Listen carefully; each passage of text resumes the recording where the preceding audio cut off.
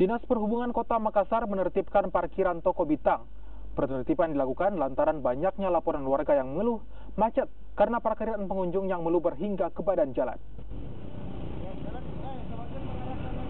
Dinas Perhubungan yang tiba di lokasi langsung menegur para juru parkir yang menyediakan tempat parkir melebihi halaman toko bintang.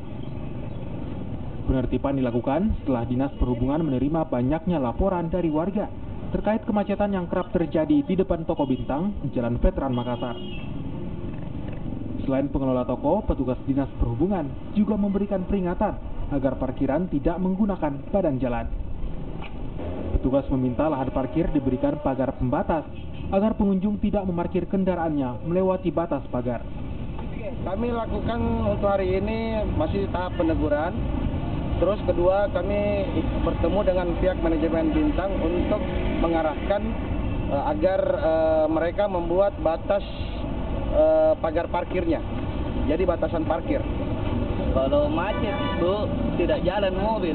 Kalau ini lamban karena dilihat toko mungkin dia kelihatannya kok banyak motor, berarti anunya saja itu motor itu kayaknya dia lamban sambil nyetir lihat ke sini kenapa ramai sini pengunjungnya. Petugas masih akan memberikan kebijakan pada pemilik toko dan jika tidak diindahkan, petugas akan melakukan tindakan tegas dengan menggembok kendaraan yang parkir. Nila Rustam, Kompas TV Makassar, Sulawesi Selatan.